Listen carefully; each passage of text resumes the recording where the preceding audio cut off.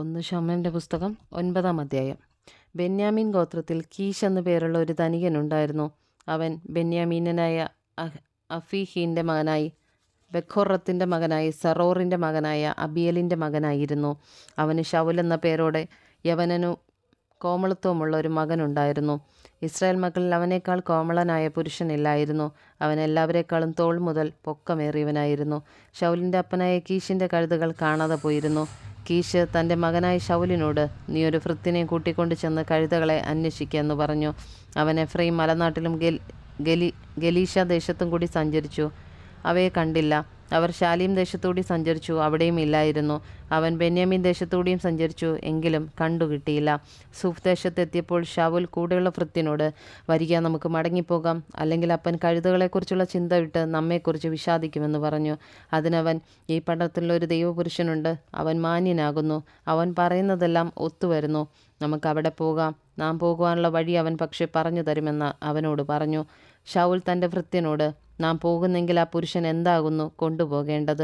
നമ്മുടെ ഭാണ്ഡത്തിലെ അപ്പം തീർന്നുപോയല്ലോ, ദൈവപുരുഷന് കൊണ്ടു ചെല്ലുവാൻ ഒരു സമ്മാനവുമില്ലല്ലോ, നമുക്ക് എന്തുള്ളൂ എന്ന് ചോദിച്ചു.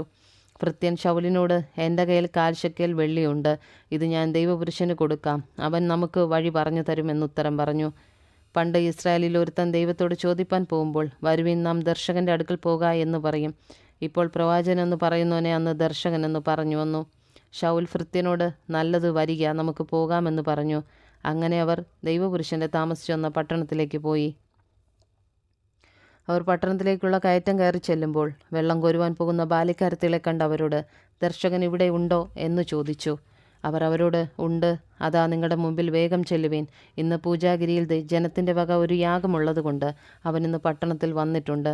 നിങ്ങൾ പട്ടണത്തിൽ കടന്ന ഉടനെ അവൻ പൂജാഗിരിയിൽ ഭക്ഷണത്തിന് പോകും മുമ്പേ നിങ്ങൾ അവനെ കാണണം.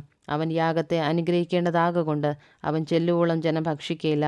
അതിൻ്റെ ശേഷം മാത്രമേ ക്ഷണിക്കപ്പെട്ടവർ ഭക്ഷിക്കുകയുള്ളൂ. വേഗം ചെല്ലുവിൻ, ഇപ്പോൾ അവനെ കാണാമെന്നുത്തരം പറഞ്ഞു. അങ്ങനെ അവർ പട്ടണത്തിൽ ചെന്നു. പട്ടണത്തിൽ കടന്നപ്പോൾ ഇതാ, ശമൂവേൽ പൂജാഗിരിക്ക് പോകുവാനായി അവരുടെ നേരെ വരുന്നു. എന്നാൽ ശൗൽ വരുന്നതിന് ഒരു ദിവസം മുൻപേ യഹോവ അത് ശമൂവേലിന് വെളിപ്പെടുത്തി. നാളെ ഇന്നേരത്ത് ബെന്യാമീൻ ദേശക്കാരനായ ഒരാളെ ഞാൻ നിൻ്റെ അടുക്കൽ അയക്കും. എൻ്റെ ജനമായ ഇസ്രായേലിനെ ഭരിക്കേണ്ടതിന് നീ അവനെ അഭിഷേകം ചെയ്യണം. അവൻ എൻ്റെ ജനത്തെ ഫെലിസ്ത്യരുടെ കയ്യിൽ നിന്ന് രക്ഷിക്കും. എൻ്റെ ജനത്തിൻ്റെ നിലവിളി എൻ്റെ അടുക്കൽ എത്തിയിരിക്കെ കൊണ്ട് ഞാൻ അവരെ കടാക്ഷിച്ചിരിക്കുന്നു എന്ന് അരുളി ചെയ്തിരുന്നു. ശമൂവേൽ ശൗലിനെ കണ്ടപ്പോൾ യഹോവ അവനോട്, ഞാൻ നിന്നോട് അരുളി ചെയ്ത ആളിതാ, ഇവനാകുന്നു എൻ്റെ ജനത്തെ ഭരിപ്പാനുള്ളവനെന്ന് കൽപ്പിച്ചു. അന്നേരം ശൗൽ പടിവാതുക്കൽ ശമൂവേലിൻ്റെ അടുക്കലെത്തി, ദർശകൻ്റെ വീട് എവിടെയെന്ന് പറഞ്ഞു തരണമേ എന്ന് ചോദിച്ചു. ശമൂവേൽ ശൗലിനോട്, ദർശകൻ ഞാൻ തന്നെ, എൻ്റെ കൂടെ പൂജാഗിരിക്ക് പോരുവീൻ, നിങ്ങളിന്ന് എന്നോടുകൂടെ ഭക്ഷണം കഴിക്കണം. നാളെ ഞാൻ നിന്നെ യാത്ര അയക്കാം, നിൻ്റെ ഹൃദയത്തിലുള്ളതൊക്കെയും പറഞ്ഞു തരാം. 3 ദിവസം മുമ്പേ കാണാതെ പോയ കഴുതകളെക്കുറിച്ച് ചിന്തിക്കേണ്ട, അവയെ കണ്ടുകിട്ടിയിരിക്കുന്നു. എന്നാൽ ഇസ്രായേലിൻ്റെ ആഗ്രഹമൊക്കെ ആരുടെ മേൽ? നിൻ്റെ മേലും നിൻ്റെ സർവ്വപ്രതിഭവനത്തിന്മേലും അല്ലയോ എന്ന് പറഞ്ഞു. അതിന് ശൗൽ, ഞാൻ ഇസ്രായേൽ ഗോത്രങ്ങളിലെ ഏറ്റവും ചെറുതായ ബെന്യാമീൻ ഗോത്രത്തിലുള്ളവനും എൻ്റെ കുടുംബം ബെന്യാമീൻ ഗോത്രത്തിലെ സകല കുടുംബങ്ങളിലും വെച്ച് ഏറ്റവും ചെറിയതുമായിരിക്കെ നീ ഇങ്ങനെ എന്നോട് പറയുന്നത് എന്തെന്ന് ഉത്തരം പറഞ്ഞു. പിന്നെ ശൗലിനെയും അവൻ്റെ ഭൃത്യനെയും കൂട്ടി വിരുന്നുശാലയിൽ കൊണ്ടുചെന്ന് ക്ഷണിക്കപ്പെട്ടവരുടെ ഇടയിൽ അവർക്ക് പ്രധാന സ്ഥാനം കൊടുത്തു. ക്ഷണിക്കപ്പെട്ടവർ ഏകദേശം 30 പേർ ഉണ്ടായിരുന്നു.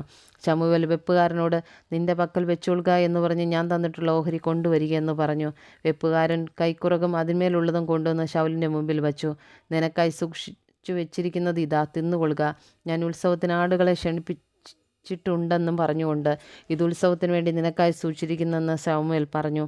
അങ്ങനെ ശൗൽ അത് അന്ന് ശമൂവേലിനോട് ഭക്ഷണം കഴിച്ചു. അവർ പൂജാഗിരിയിൽ നിന്ന് പട്ടണത്തേക്ക് ഇറങ്ങി വന്ന ശേഷം അവൻ വീട്ടിൻ്റെ മുകളിൽ വെച്ച് ശൗലുമായി സംസാരിച്ചു.